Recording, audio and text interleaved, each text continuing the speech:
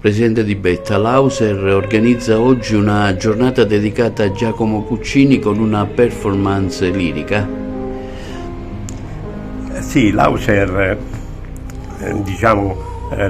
la Libera Università Agrigentina, Auser, è un'associazione che da oltre 20 anni, nata nel 2002, da oltre 20 anni promuove iniziative in favore della terza età, iniziative di carattere culturale, sociale, di solidarietà e anche di impegno civico.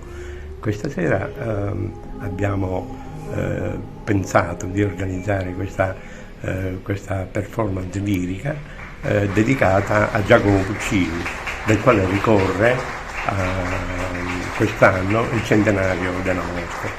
Puccini è stato un autore importantissimo per la musica italiana, ma per tutta la musica internazionale. Le sue opere sono state e continuano a essere rappresentate con successo in tutti i teatri del mondo. Puccini nasce da una famiglia di musicisti, nasce a Lucca e tra le sue opere più importanti, più conosciute, ricordiamo la Manon Lescaut, che è l'opera che gli permette di raggiungere il successo. Successivamente opere come La Tosca, come la Madama Butterfly, come Gianni Schicchi, La Tosca e per finire la Turandot, che è un'opera, l'ultima, incompiuta.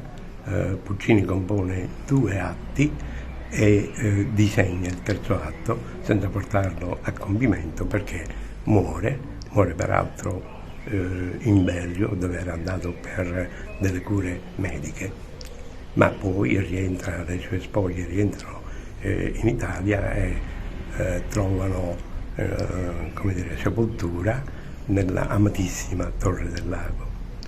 Oggi 2 cantanti lirici, Giovanna Vullo e il pianista Salvatore Galante, che vi intratterranno musicalmente.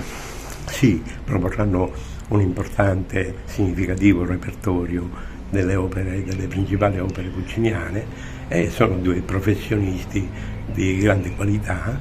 Il maestro Giovanna Vullo è soprano di grande scuola e anche di grande capacità espressive. Il pianista è il maestro Salvatore Galante, anche lui con studi importanti e con esperienze musicali, anche personali, perché non solo è maestro di pianoforte, ma è autore di numerose composizioni e stasera credo che ci farà ascoltare anche qualcosa di suo.